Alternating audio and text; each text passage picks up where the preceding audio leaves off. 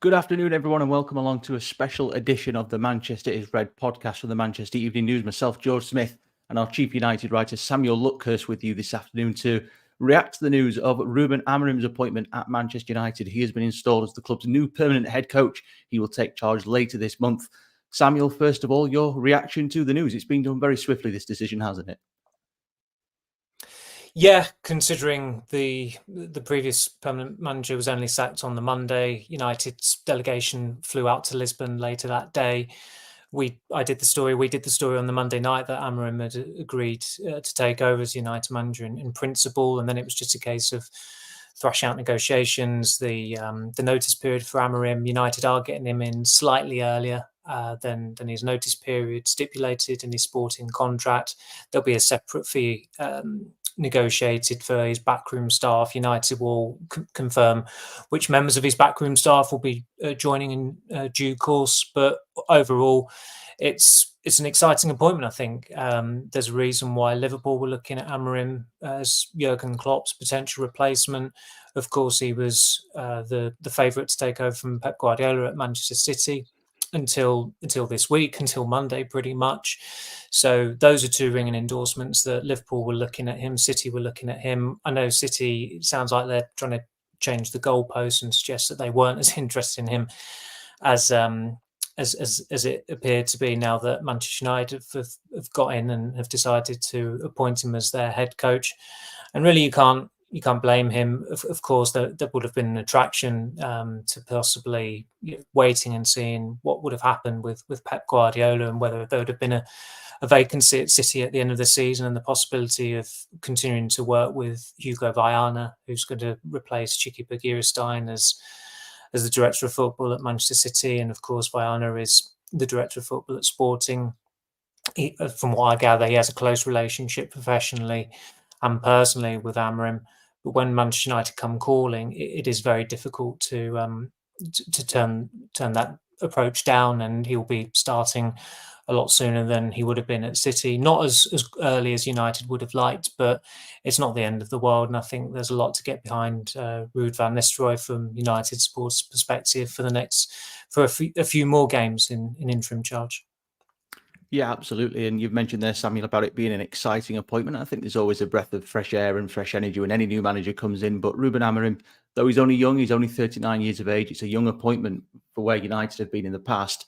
It does feel like a forward-thinking decision from Ineos, who, of course, have been a little bit slow in making decisions so far, certainly with the time they took to relieve Erik ten Hag of his duties. But they've acted quick on this one, and it feels like a good, positive step forward for the club, I think.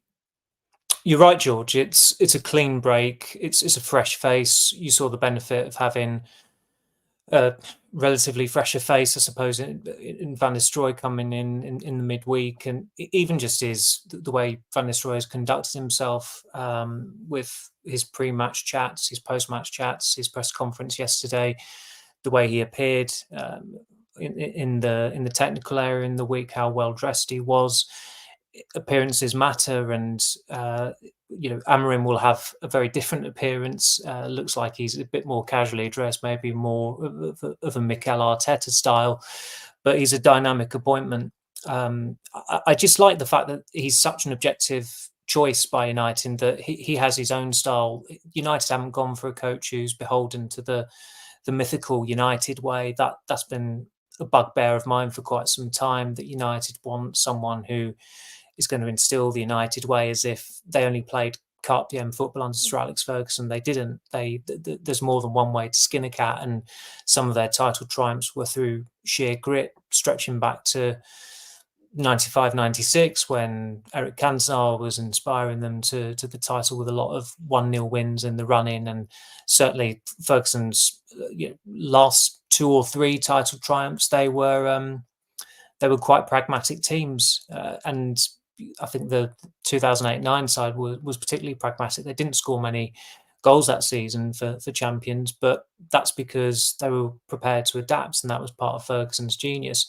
And of course, Amorim will have to adapt. It's going to be fascinating to see how he gets on playing a back three in this 3-4-3 formation. But speaking to people who know him and who've observed him at work, he's not just a gung-ho coach. He does adapt. If Sporting don't have the ball, the way it was framed to me was that they'll switch to a 4-5-1 or a 5-4-1. It will be a low block. They'll, try and have a compact structure. So it's not like he just plays purely attack-minded football, and it's carpe diem. He is conscious of the defensive side as well, and he will obviously have to be in the Premier League because it's going to be a big upgrade in terms of the opposition he'll be encountering compared to in Portugal. But there's a lot to like about him. He feels like a coach who has been destined to go to England for some time. It's not like he's had the pick of the lot. I mean, he did have discussions with West Ham earlier this year, and they ended up going for Julen Lopetegui. And maybe they've made the wrong decision there because West Ham were getting booed off as recently as half-time against United last week. And Amorim, of course, his coaching credentials, they are confined to Portugal. So there are some similarities with Ten Hag in that Ten Hag's coaching credentials were confined to the Netherlands, another football-centric country, and we all wondered whether he'd be able to transmit his approach, his style to United, and he succeeded to an extent, but he never brought that style. And I think that was something that we all took as granted or a sure thing, that an Ajax coach coming into Manchester United, he would get Manchester United playing a watchable style of football. We're not talking about the United way. As I said, I think obviously you're a Sheffield Wednesday fan. It doesn't matter who you support. You just want to see your team play good football because it's entertaining. It excites you. That's part of the essence of watching your team play. But the only way to trump that, of course, is to win things. And if fans are seeing winning football as well, they're not going to care too much about the style. But the thing about Amorim is that there is a style there, and it will be fascinating to see how quickly he's able to implement it, or whether it succeeds, whether he fails. But he's going to need time. He's going to need sensible backing as well. It's not like United should be raiding the Premier League for the best players next year, as was their want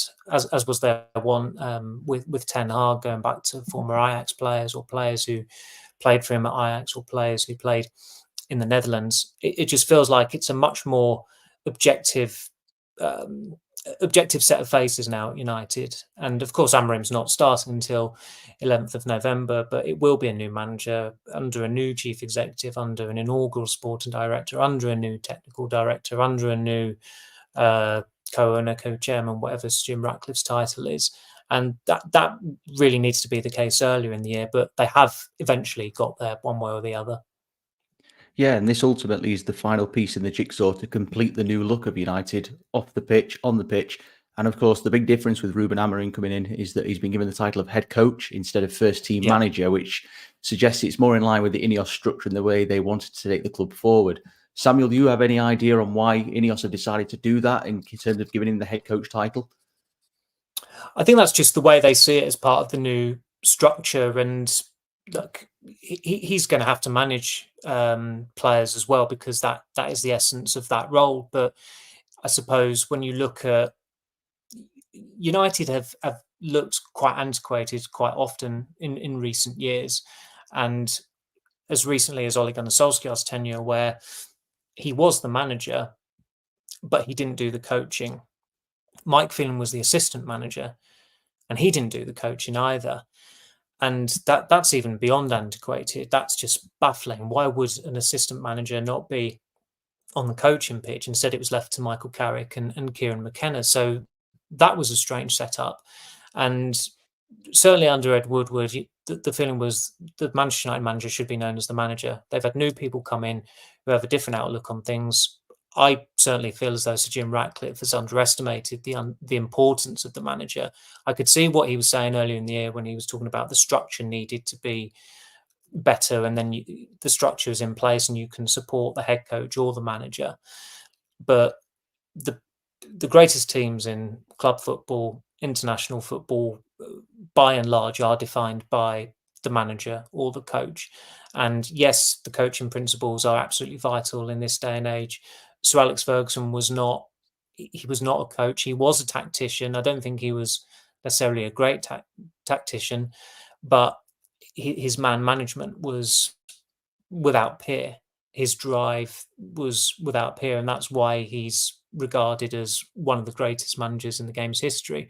But there is, of course, a difference between a coach and a manager. And Amorim he's only 39. He's only a few years older than me, which makes me feel very old. He's United's youngest manager or head coach, I suppose, as we should say now, since Wilf McGuinness in 1969 when he replaced Sir Matt Busby. It's pretty staggering to think that Busby was actually in his 30s when he was appointed the United manager in 1945. So this is a real departure from the norm, and United are fully aware of that. But it wasn't a surprise when we saw those pictures this morning, was it? Or sorry, this afternoon, when it had Amorim billed as head coach. And I don't think he's going to have a problem with that. Ten Hag is quite a bit older than him. He's about 15 years older, I think, isn't he? Ten Hag's 54. So there is a generational gap there. And the way Amorim has learnt his trade, he's learnt it as a coach. And he's not been a coach for too long. But clearly he's not too fussed about being referred to as manager. His upbringing in Portugal has been as a head coach. It's worked for him. So given that Ineos want that role to be recognised as the head coach, it's probably not as much of a big deal as it was when they were trying to change Ten Hag's title in the summer from head coach to manager, and that was one of the sticking points of his contract situation, which was merely extended. They didn't even have to sign anything. He still had quite a lot of sway in the transfer market, which clearly was a mistake, having invested a substantial amount and in a few players who certainly seem very Ten Hag signings, and only to sack him a few months later. And he still retained that manager title, which clearly Ratcliffe didn't want him to have. He referred to him as the coach. He didn't even refer to him as the manager, I don't think. But that issue now, it feels pretty moot because they've got a new man in the manager's office, unless they've changed it to coach's office on the plaque at Carrington. But yeah, it certainly is an exciting, forward-thinking appointment, certainly in my opinion. But I suppose most of all, Samuel, United fans will be fed up of hearing this. An element of patience are still going to be required. This is not going to be a quick fix for Ruben Amorim. It is going to take time for him to get the club where Sir Jim Ratcliffe wants it to be. And for the position United are in at the minute, heading into this weekend, 14th in the table, I suppose the initial ambition is, as hard as it may seem now, is getting in the top four. And that would be a massive achievement for Amorim. It would, and even if that wasn't to happen this season, and although we are only 9 games into the league season, so we're a quarter of the way through it, so he will have 3/4 of the season. That is a substantial amount of matches for him to be judged, and for it to essentially be on him whether United get into the Champions League or not. I still feel as though so much has happened in the past 5 months that you've got to give him, you've got to be easy on him to an extent. I think an awful lot of it, if they don't get in the Champions League, will be on Ineos and also on Ten Hag, because they had the summer, they kept the manager, they had another Dutch-centric transfer window. Amorim is inheriting players. A lot of these players are not going to be aligned with what he wants. He's going to need, as I said, sensible backing in terms of recruiting players who are going to fit into this system. And I think from what I was told this week, he's not for turning. He's going to be pretty loyal to the formation he plays in, which I think is good. It shows that he's headstrong. It shows that he's ambitious. It shows that he has great belief in his approach as well. So they've got to recruit sensibly for that position. And I feel on United's behalf a lot more bullish about their prospects for the season, even though there are players who clearly need to be discarded next year. There are players who you can see thriving in his formation, and if everyone is fit, there's no reason why they can't put out a very exciting side. And of course, those players are going to have to adapt mid-season, which is not ideal, but top 4 is far from a lost cause. I think a lot of United fans will be a lot more optimistic of the club qualifying for the Champions League next season. If they do finish in the top 4, then that would be a big success given his starting point and given the circumstances of him inheriting the role. Hopefully, for his sake and United's sake, Ruud van Nistelrooy presides over a couple more wins in the in the Premier League this time against Chelsea on Sunday, and then Leicester next Sunday as well. And then he's got a much a much more buoyant and confident squad to inherit when he does come in on November the 11th. And it will be a bit of a baptism of fire as well in December. They've got some huge away games, Arsenal away in midweek. They'll have the derby, of course, which will be quite fascinating given City's interest in taking Amorim, or certainly earmarking him as a replacement for Pep Guardiola, and that Tottenham League Cup tie at the Tottenham Hotspur Stadium about a week before Christmas, I think it is. That's a huge game as well. You look at the League Cup and the competitiveness and the standard of clubs in the quarterfinals. There are 5 clubs, 5 coaches who could really, really do with winning that trophy, and Amorim is certainly among them. And I was certainly going to mention the League Cup there, Samuel. You led me nicely into the next point I was going to say, and the fact that United are already taking a couple of good steps towards Wembley and potentially another League Cup final. And of course, he's still got the Europa League to contest. United obviously not had the best start in that, but things can change quickly. The FA Cup to come as well. So as well as obviously aiming for that top 4, which would be a massive achievement for Amorim, he's still got the opportunity to bag at least one trophy in his first season at the club, which would be a huge success for him. It would. They're competing on essentially on 4 fronts. Of course, they need to get top 4. They're not going to win the Premier League title. We all knew that at the start of the season. But the Europa League, I'm pretty confident that they will not finish. What would it be? 25th, not to be in the playoff knockouts for February. They might not get top 8, but they will not struggle to stay in the competition after January. The League Cup, they're already in the quarterfinals of a competition. That's the strange thing about the League Cup. You win a couple of games and you're into the last. Certainly, if you're a team competing in Europe, you're into the last 8. And Wembley feels like it's almost within touching distance, and he won't turn his nose up at that. I think it has helped. I think Manchester City almost killed off the League Cup a few years ago because they monopolised it, and by not winning it since 2021, they've actually made it more relevant, and it seems to have become a more cherishable trophy through United and Newcastle getting to that final, 2 success-starved clubs. It was a good story, however way you look at it, last year of Liverpool's depleted team beating Chelsea in the final, and that was, of course, Jurgen Klopp's last trophy with Liverpool, and he won it a couple of years before that in quite a tight final. It's very rare that we have a League Cup final when it's contested between two minnows or 2 smallish clubs. Probably, would it have been 2013? Maybe Swansea and Bradford City. That was the last time when it wasn't really two clubs who were so far removed from the big guns you normally see get into a League Cup final. So that tournament does have some cachet still, even though there is also a legitimate argument to be made that it should just be abolished because England is the only Big 5 league that still has a League Cup competition.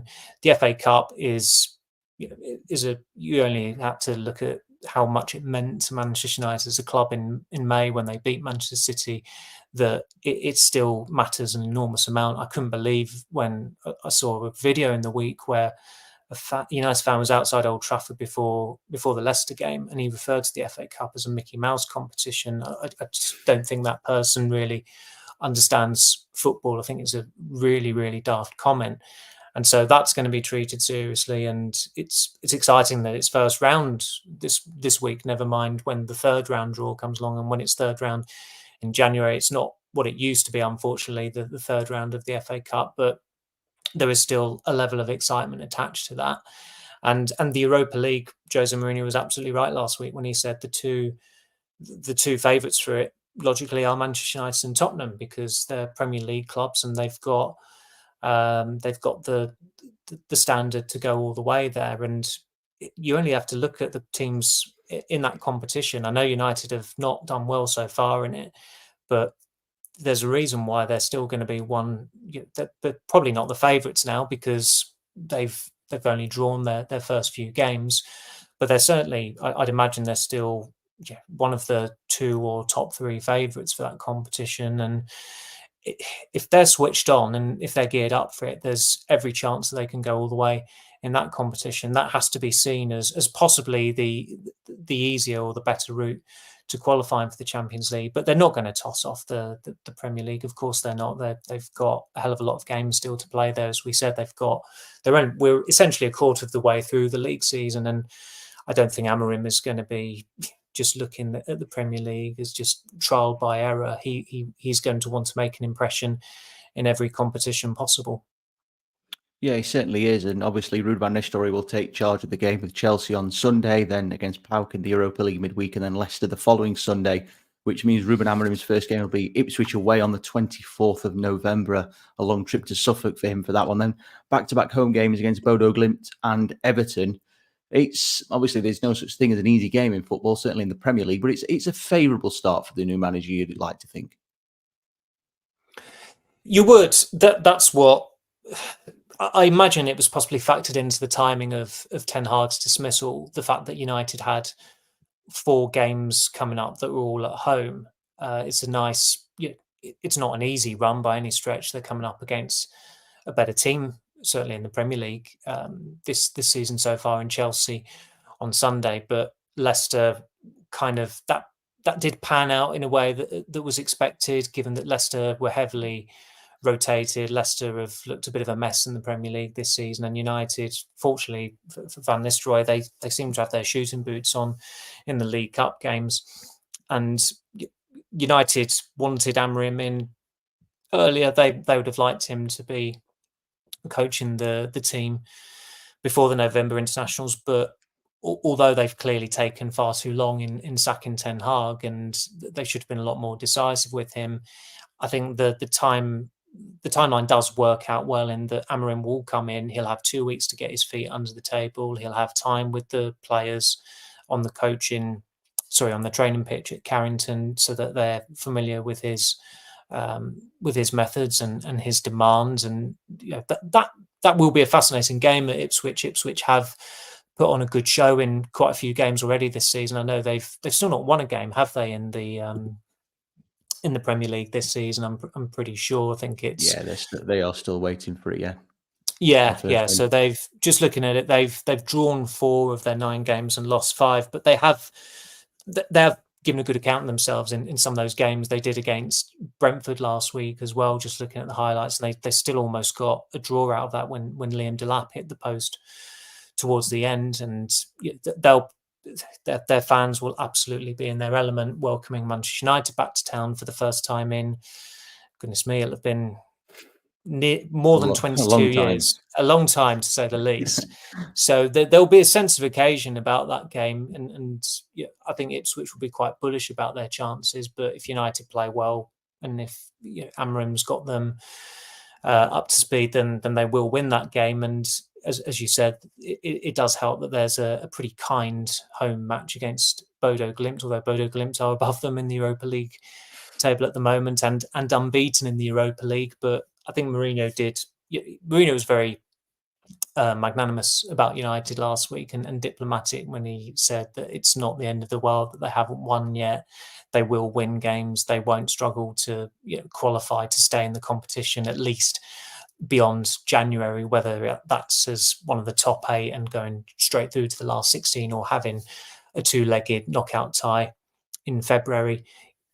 And then Everton, of course, Everton have picked up form recently, but they are a team that they don't inspire a great deal of confidence among their own fan base, never mind among opposition fans. And then it's, of course, that big one against Arsenal. So it's a good test. You've got a kind run, then you've got, certainly to say the least, a tricky run with some big away games in there. With the Pilsen game isn't necessarily a big game as such, but United will probably need points on the board come that match in the Czech Republic I think that's on December the 13th, it might be.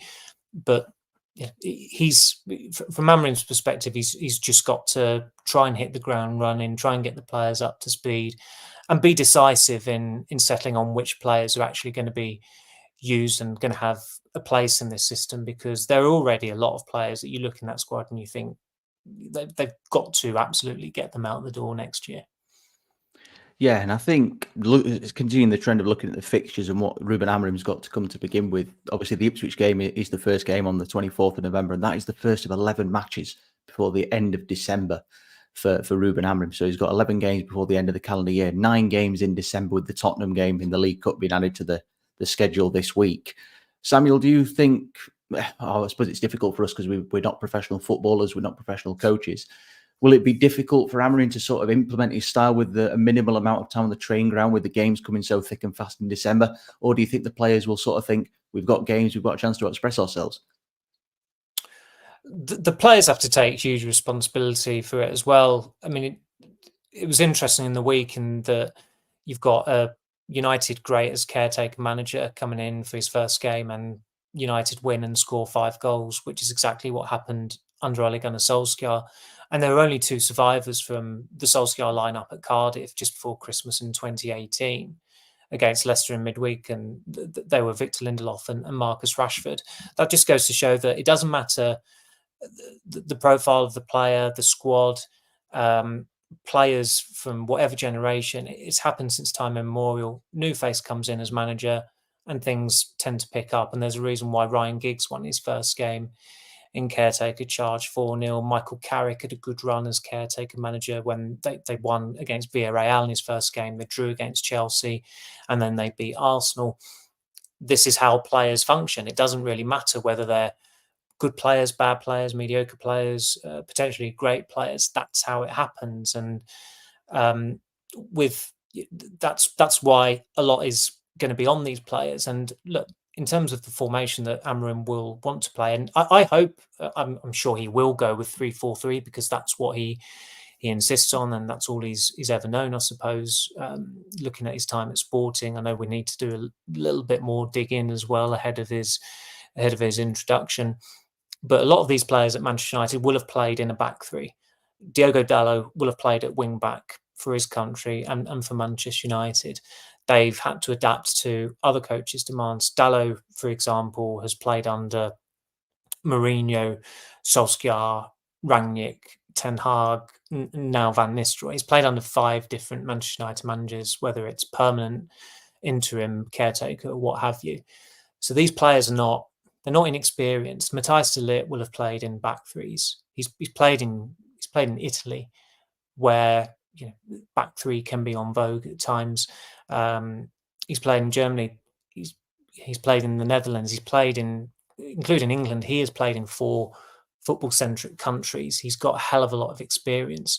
If the players can't adapt to this, then that's on the players. It will take time, but the players are going to have to take responsibility. There will obviously be some positional changes, and it'll be interesting to see what he does with the left wing back role, for example, because Luke Shaw probably won't be fit. He's one of the last question I asked Ten Hag was about Luke Shaw as the pre-Leicester press conference. I mean, I think that might be the pub quiz question. Name the manager who did a pre-match press conference and then didn't take charge of that match because he was sacked. And I just wanted some specificity on Luke Shaw. And he said that, he's effectively had a setback. He's dropped out. Luke Shaw United have to get rid of him next year. I don't care when he comes back, how well he plays. He's turning 30 next year. His conditioning has been appalling for the majority of his time at United. They just need a new left wing back. And the way Amorim plays, it gives them the leverage to sign a new left wing back, because it can't be Tyrone Marshall either. I'll be surprised if it is Tyrone Marshall. But Ahmad certainly looks like a player that, could you program him to play that way? And I think you could, because I think he's got time on his side. He's 22, is he? And I know he plays as a right winger, has predominantly played as a right wing. He was recognised as a right winger when United recruited him. That's where he played for Sunderland and did very well. He's had good games there for United as well. But it's not like you're reinventing someone who's so far down the line positionally. You can change him. And the coach of the century, Pep Guardiola, has done it with other players. I mean, I don't think there's another coach in the world who would have signed Josko Vardiol. And given his profile as a Croatian centre-back and really imposing figure, I don't think anyone else would have been making him a left back, and not just a left back, but a marauding left back, and not just a marauding left back, but a goal scoring marauding left back. That's the genius of Guardiola. The profile of Guardiola suggests that he was going to be a brute force, a stopper, and Guardiola has made him an even greater defender than I think any of us would ever have expected. And I'm not saying Amorim is absolutely going to do that with any player that he signs, but that's certainly got to be the end goal if United are to become champions again, and if they're to become a credible force again, and to truly challenge Manchester City and be their rivals again in more than just name and history, and that they're going to be tied with them in the Premier League table.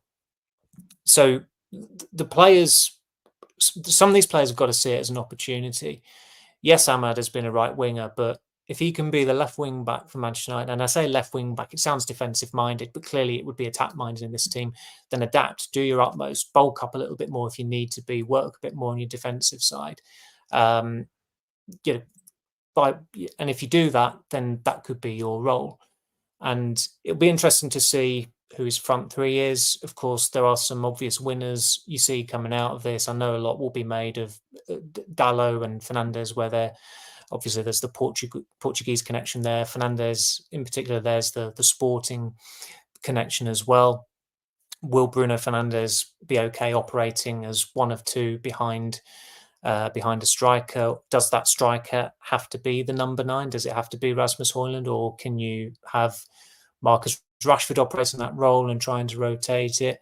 I think Garnacho's a non-negotiable because he's been the constant shining light for Manchester United, not just this season, but since pretty much October last year, since he came back into the team, started and just didn't come out of the team. He was brilliant last season, and United need to be ensuring that they get better just so that they can keep him, because if they don't get better, there'll come a point where that lad who was born in Madrid and came from Atletico Madrid might fancy going back to Madrid to play in the white of Real Madrid. You can absolutely see that in a few years' time, but he's an absolute gem, and he's only going to get better for United.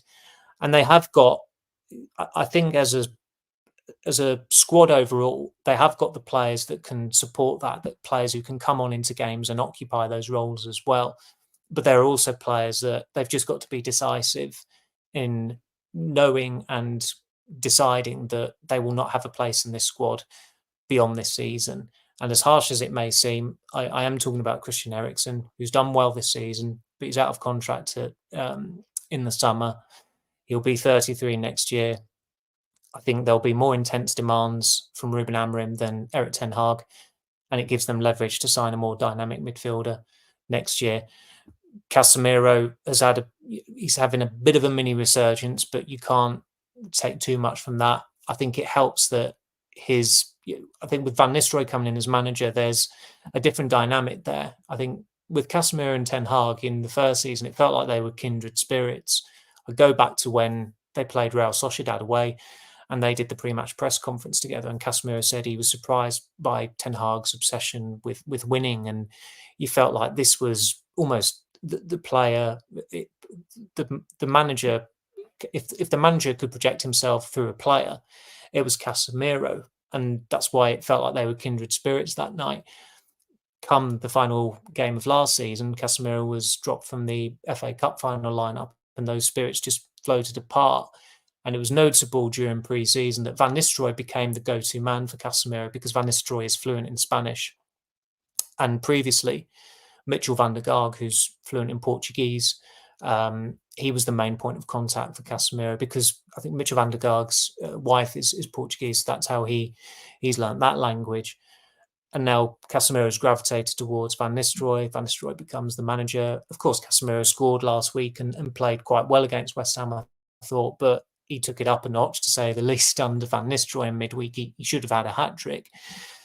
And of course, he's about to play under a manager who speaks his same language as well. But you've got to be objective. Is Casemiro going to be right for the demands under Ruben Amorim next season and beyond? No, you've got to cut him loose. I think you've got to get him out, get Eriksen out, use that as leverage to sign the right profile of midfielders to back up Kobbie Mainoo and Manuel Ugarte. So you've got a fit, intense, robust quartet or quintet of midfielders who can really underpin this formation. And we know how crucial midfield is anyway, but it'll arguably be even more crucial in Amorim's system. And you've got to look at Anthony, and okay, he may speak the same language as Amorim, but he can't survive going into next season. The compromise may have to be that they loan him out for the season, and then there's an obligation to buy going off PSR, so that that they're not making a loss on him, because nobody's going to be paying the money that they would need, I think, next year for United not to make a loss on Anthony. I'd even go as far as saying with Joshua Zirkzee that unless there is a dramatic improvement over the next 5 or 6 months, they might have to start considering getting a replacement for him, because I don't think they can go into next season with Højlund and Zirkzee as the strikers.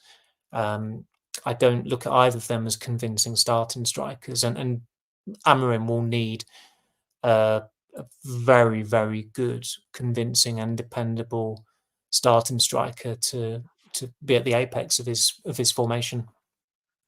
And of course, he's working with one currently for now at Lisbon with Victor Gyökeres. There's already been rumours and links and suggestions he'll follow Amorim to Old Trafford, but already it seems very unlikely that will happen with the price tag Sporting would understandably want for him with how well he's done.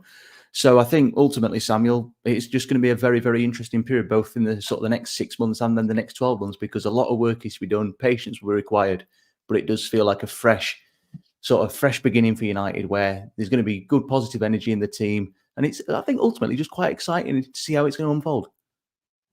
Yeah, I think I even feel fresh and more. I think there's a different way about my chattiness today, just that there is a new manager in it. It is, a colleague said, I won't name him, the other week, he said, I just can't be doing with another new manager and having to do, everything's great and this has changed, that has changed.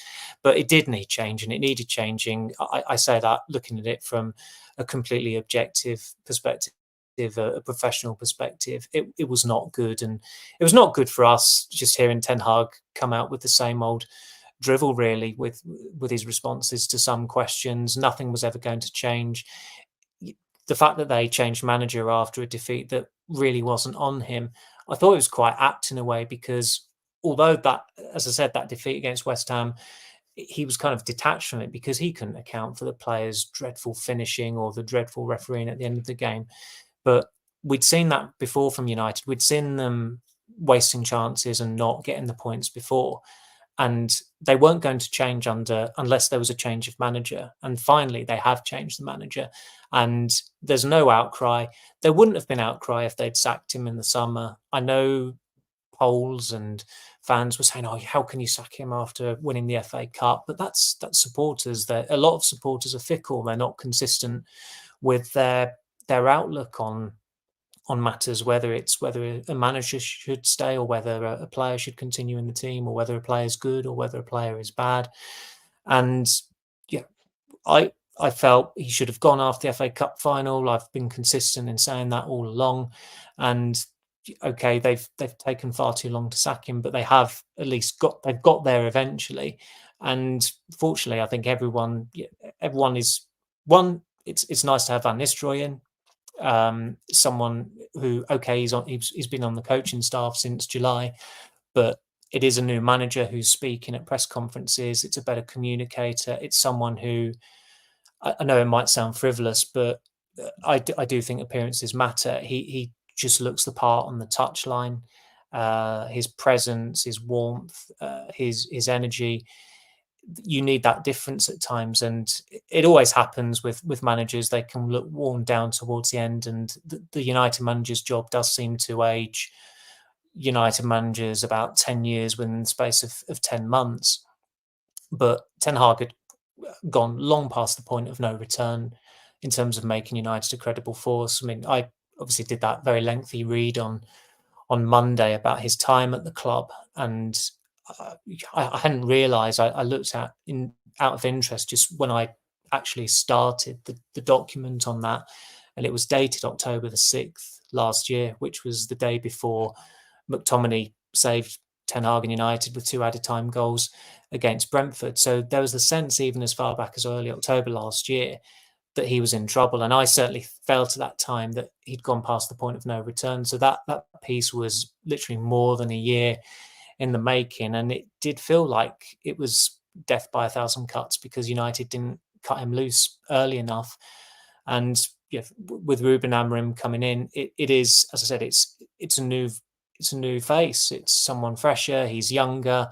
I know we're at risk of making him look like he's better than Ten Hag. I don't think anybody has said that. It's a very different choice of manager, but United needed a very, say, manager, head coach. United needed a very different choice of head coach from Ten Hag because it had gone stagnant and they were stagnating still. Well, a change is as good as the rest, as they say, and I'll be honest and admit that I don't know enough about Ruben Amorim as of yet to make a firm judgment, but from research I've done, a couple of people I've spoken to, the initial reviews do seem pretty good, and I'm looking forward to seeing how it unfolds.